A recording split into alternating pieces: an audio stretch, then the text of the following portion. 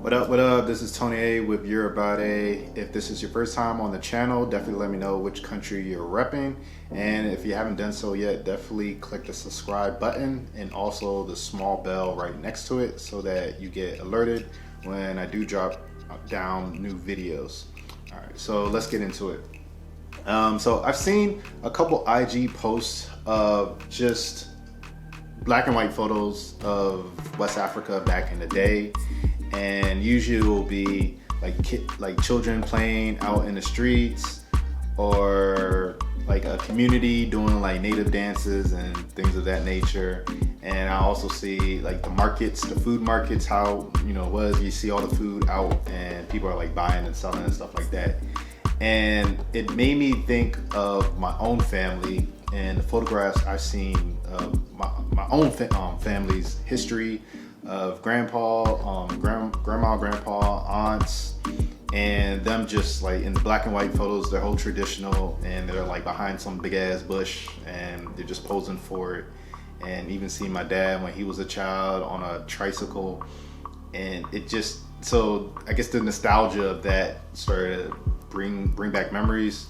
And it also made me think about how our ancestors failed to defend their lands, defend just the home front. So if you fast forward to today, not much has changed since back then. So I'm thinking around like the 60s, innovation and just improvement of infrastructure and just how things are being ran over there. It ain't really much going on. Now, it's not to say all the West African countries are like that. Some are doing better than others, but I know from my experience, just for Nigeria, a lot hasn't improved. Still the same structures in a lot of these cases, and it's just not doing good. So when you try to take into account how detrimental colonialism was to just the continent, it really had a significant impact.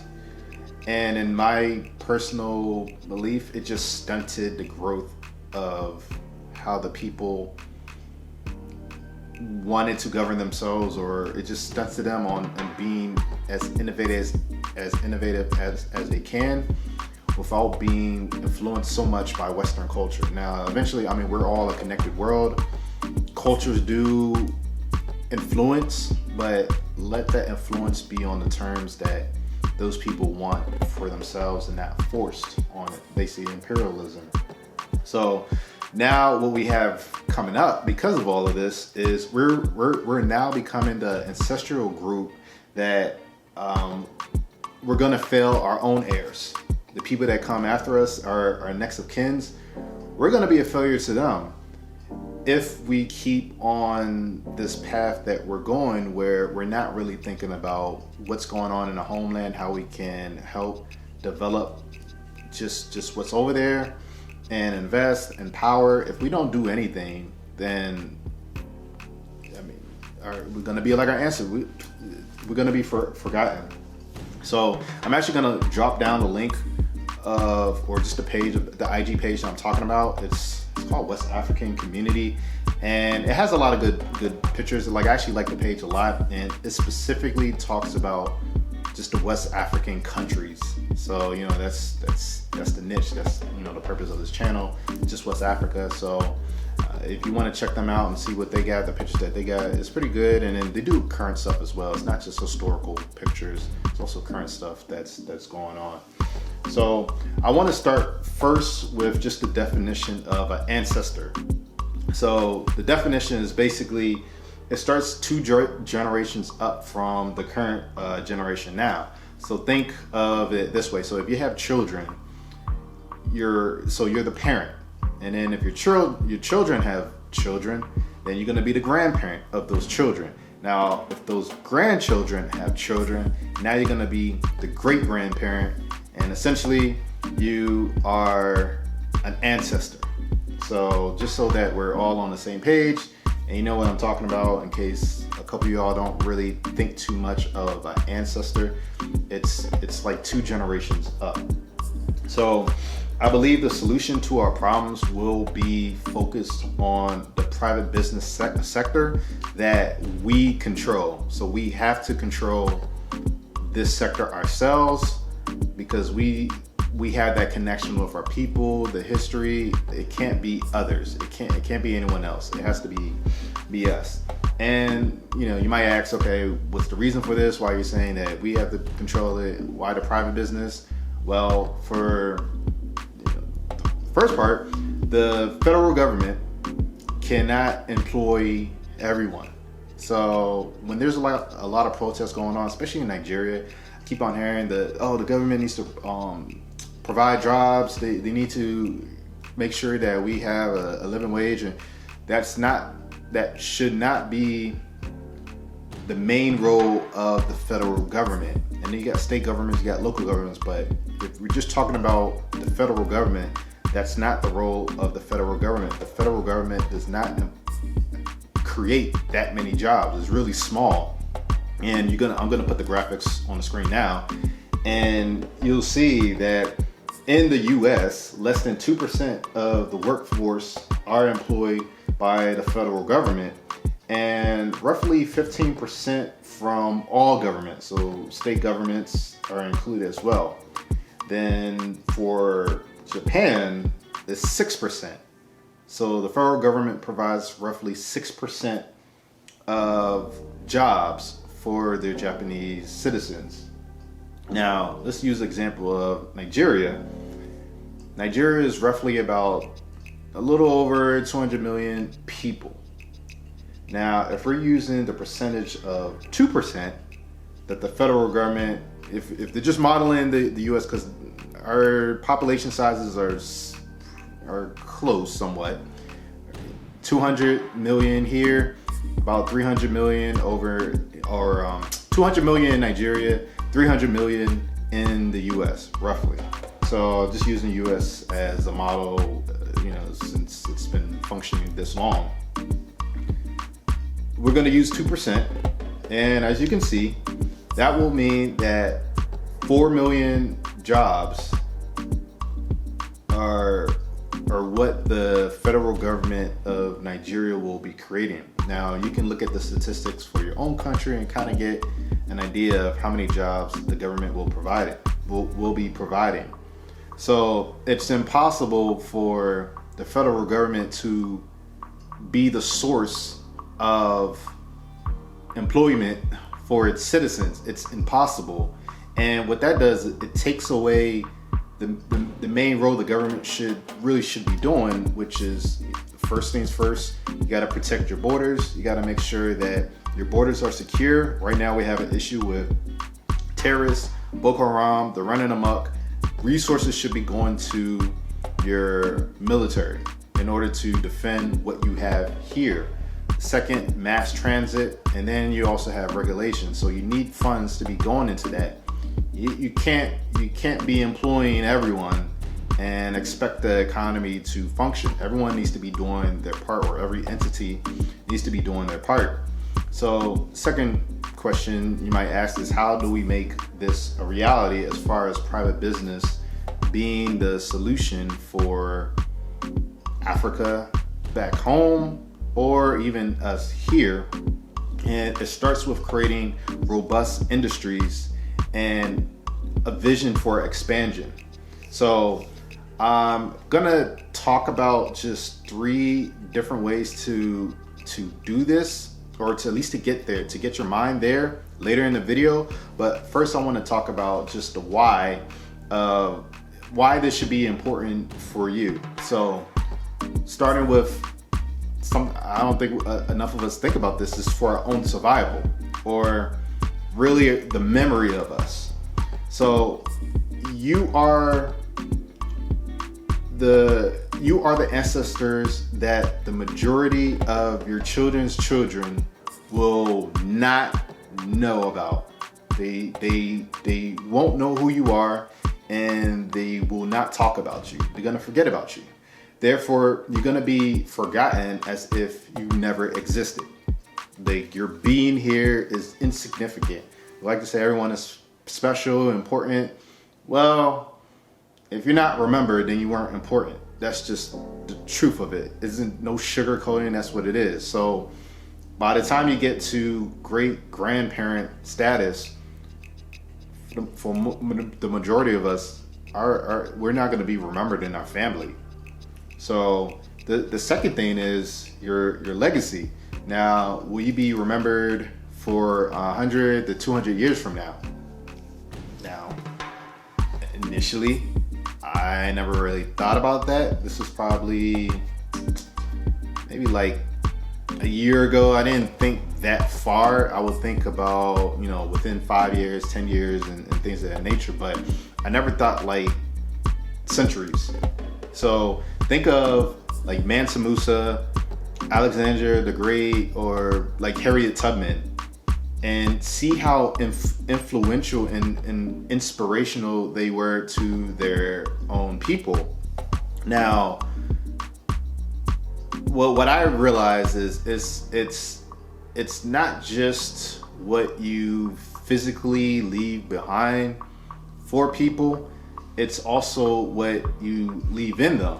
So because of their life and what they've done for themselves, it gave other people inspiration. So like Harriet Tubman, a lot of women, because of what Harriet Tubman did and showed her bravery, it gave them some courage to be brave in certain situations. Even though Harriet Tubman has been dead over 100 years, her legacy still lives on and it's still inspiring people to this day. So she just lives on. She didn't really die. I mean, maybe in the physical, but her memory is still alive and strong. We should be thinking like that. Because if we think like that, then our actions will start to change and we're going to start thinking about our longevity. So I know I can do certain things in the year 2021 that I can control how my descendants' life will be in, say, 2100. If I do things like just certain things that you can do now that, in 100 years ago from now, then you'll be, you can pretty much guide how you want your descendants to move. So I'll give you an example. Say, let's take 50 years ago. So 1970, 1971. Imagine if you go back in time, travel back in time to the 1950s, you're your parent or your mom or dad or whatever. Knowing what you know now today, are there some things that you would do back then to set yourself up for today? Now, if you're wise, you will say, hell yeah. There's a lot of stuff you can do. Let's say buying rental property could be one. Buying land can be another one. Investing in stocks. Maybe certain stocks. Was it Amazon? Or no, it wasn't around in 1970. But Coke Industries. I believe Coke Industries. No, that's a private business. But anyway, you see what I'm saying. You can just buy some stocks, diversify, and historically the stock market increases like around 7% every year. That money will accumulate and it will just build upon itself, the interest, and here you go, year 2021, you have a lump sum of cash that you can use. So the trick is to live your life backwards as if you were your great grandchildren. Now I hope you see what I'm seeing now. So act like you're your great grandchildren right now and think about what you probably will be going through, and just think, what would you be wishing your grandparents did or your great grandparent did for you, and then create it right now. So create that, create that right now, what you think you will be asking for if you was to go into the future, and then, what you want to do right now. So, it sounds a little bit confusing, but it just takes vision and foresight. Basically what I'm saying is, act like you're in the future, and then if you're in the future, you know what you would have wanted to do, years previous. do it right now so you can set them up, and then you can start that generational success planning. So even if you don't experience it fully, at least your next of kin can experience it, and then they can be in a better position, and you can live on. They can be talking about you 100, 200 years from now. So one thing I realized, like if you read back about 100 years, our position in this world hasn't really changed.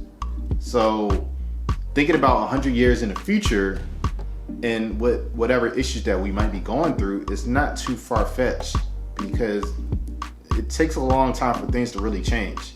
So it is possible to control what your great-grandchildren will be doing just by what you do today. And some people think it might be a big feat to accomplish. It takes a lot. We think, okay, either you're like doing thousands or whatever, or like we're thinking of the end goal and where we're at, and it just seems like it's an insurmountable task, and it's not. It just starts with just investing small amounts of money in the stock market consistently, and there you go. You have liquid cash that they will be able to use in any situation that they're in. Or instead of the stock market, look at the situation that when I interviewed Chinyere last week. What happened with her was her dad was able to pass down a multi-billion-dollar business to her so that she can run, and she doesn't have to be an employee. She doesn't have to accumulate more student loan debt. She has the freedom, the financial freedom to pretty much do what she wants. And she has this business that's really profitable. So imagine if we all had parents that were able to do that for us. What would you be doing with your life that's different? A lot of us won't be in the situation that we're at. So these are just things we should be thinking about. It's important because this is how we can start to change the direction of where our countries are going. So what I've come to realize is just us, we just don't have that foresight of developing West Africa, because we have a lot of problems a lot of small problems in our life right now. And because of these small problems, it stops us from really doing big things, big developments or whatever. So give you an example. Let's just say back just using Nigeria, or really you could pick any West African country you're from, whatever, you can kind of understand the example. Innovation is not happening due to a lack of consistent power. So because of these types of problems, you can't develop and you can't innovate. And if we were able to leave wealth to, let's just say our great grandchildren, then there will be an opportunity for them to get around these issues in order to do something more. So just referencing, just go back home again. Imagine if we had our ancestors or whatever had a fund that we were able to use. Say we're trying to build something and try to run a business, we were able to use, and we can actually create our own mini solar power grid for ourselves, for our business, for our industry. We won't have to worry about NEPA power or the blackouts, or even using generators, using all that gas. Like it's costly. We won't have to do that because our ancestors left us something that we can utilize today. So I mean, you can see how that can be really beneficial. So reverting back to these robust businesses, how do we start the foundation of success is a question that we should all be asking ourselves. And this is what I learned from observing other cultures, really Asian culture, and a little bit of Indian and some other places. I also just looking at all the business mistakes I made on my first business, and also from just feeding my mind with information that is actually relevant and beneficial to my success. So I'll start with the first thing. It's really three things that I picked up. So the first one was I started reading about other billionaires' success, what they were doing, who they were. So specifically Charles Koch. So if you don't know who Charles Koch is, here's his graphic up right now. And you can see basically he owns the second largest privately owned business in America. And he has 2 books and I read them. I took crazy notes on it, and this dude was just giving game in his books. And so I started reading about how did he transform the business he inherited to what it is now. So when you see what he has done, I think he expanded the business. It was a crazy percentage. I think it was like 3,000% or whatever from what it was. So he inherited his dad's multi-billion-dollar business, and he was able to take it to great heights to where it is now. And now his children are gonna inherit the same thing. So no one in that family is starting over, and you better believe them children, the great grandchildren, are going to know their ancestors. You know damn well that there's pictures in that house that shows all of their faces, and they're probably gonna be quizzed on it, because I'll do the same thing. Because of these great men in your family, you're able to live comfortably, make mistakes, and not have to worry so much about financial problems because of what your forefathers or whatever was thinking about you. So learn about that. Another thing to learn about are systems, processes, and just a business structure. So this is what I did wrong in my first business. I didn't really think about in detail how to set up and structure my business so that it's actually running as a business. Basically, I created a job for myself, and yes, it gave me some freedom, but if I wasn't working, I wasn't making any money. Now, I knew what I had to do. I was just lazy. And I was ready in it, and I was like, okay, I just want to have fun, and this is cool. I got my freedom and whatever. It was cool at the time. And this is what a lot of us do. We become solopreneurs. And we don't realize that if you create a system, you can make more money, and it can last longer. It can outlast you, or you can sell it and get a nice chunk of change if you set it up right. So just from that experience, I learned, okay, you know what? For this business that I'm creating now, I want to set it up so that everything is functioning, is working like a machine. I don't have to do as much work. I'm working on the business, so I'm trying to promote and I'm trying to get the name out there. And every employees and everything else is working as it should. I shouldn't have to be in there with my head down, working crazy hours, whatever. No, it should be taking care of itself. So that's the second tip. We need to focus on how to create systems and processes in our businesses, and we just don't learn this stuff as other cultures do, because they have a history of being in business or really having industries. Because we always have business. We have a lot of entrepreneurs, especially in Nigeria.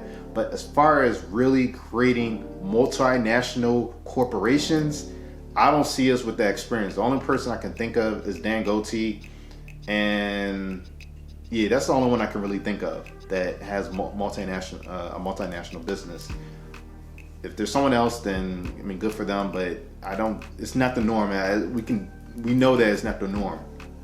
The third piece of or information or a tip or a good nugget that I learned is when you're creating your business, think of your exit strategy. So we're not going to be working in this business for the rest of our lives. Eventually, we're going to have to give it up to someone else, and that's what it is. I mean, we're going to die at some point. We can die anytime. So if you think of your exit strategy, then you're creating your business so that it looks attractive for an investor to actually pay good money for and take it off your hands, and they can go and they can do whatever they want to do with it. Our job is to create a product that they would want to buy. So in turn, we end up focusing on good systems, good protocol, profit and loss statements, good financial statements, financial sheets. Bookkeeping is in order. We got payroll, taxes, everything is paid to the T, so that when someone wants to buy, it takes away the risk. And now they're willing to offer good money, because a lot of businesses don't do this. So because a lot of businesses don't do this, people will pay more for a good business. And so I'm just trying to share this information so that you all can take it and say, okay, look, I'm not going to be like the rest or the majority of business owners or small business owners starting out. I'm going to make sure I'm doing what I need to do, so that if I am in a position where I want to sell the business and reinvest the profits or just retire, I already did all the legwork, I already did all the hard work, and now I'm good to go. So yeah, so that is the last point that as far as just tip that I want to share with you. And if enough of us are disciplined, determined, passionate, committed to like playing out this plan, you can't tell me that there's not going to be a significant change in the development of West Africa. It's just there's no way, because we're doing something different. We are focused on the end goal, and we are focused on how to get there. We're focused on the process of achieving that success, not only for our families, but also for our own communities. And that can only be a good thing. It gives us options, and we don't have to deal with a lot of stress. And also, it gives us influence so just talking about home, it gives us influence in how governments are ran. They do it here, they call it lobbying. Back home, I mean, Dangote, he has some pull because he has a lot of money. Well, money is power. So imagine if we had these strong, robust businesses that can fund private schools, or fund boarding schools, fund hospitals, fund research centers. So, when they talk about cancer development centers and donations, we can be doing that ourselves with our own businesses. Instead of relying on outside sources creating vaccines for us, in cases putting poison and other stuff in there, we can be creating our own vaccines to give to our own people, so that we don't have to worry about what's really in the medicine. It's created for us, by us, and nobody else. So we can do this if we have money, and if we're operating as a team on code. It gets to the point where these governments, these presidents, I would say, they won't have as much pull, because now there's another influence that says, look, we're benefiting the people more than your presidency is. And even the people in that president's cabinet can't close their eyes and act dumb, especially when the bar has been set so low. So take these tips. I'm always an advocate of reading, researching, like doing your craft, understanding your purpose, have a passion for your purpose, so that you can feel fulfilled in this life. You don't want to go through life just working for somebody, not feeling like you're really going any specific direction. So that's why I'm bringing this video. This is the whole purpose of this channel, is to get us to refine our thoughts in a way that's more conducive to the growth of our communities. That's all I got. If you have anything that you want to add, or if you feel that this video has spoken to you in a unique way, then definitely leave it in the comment section below. Don't forget to like this video if you learned something, and share this video with somebody else if they're as passionate over West Africa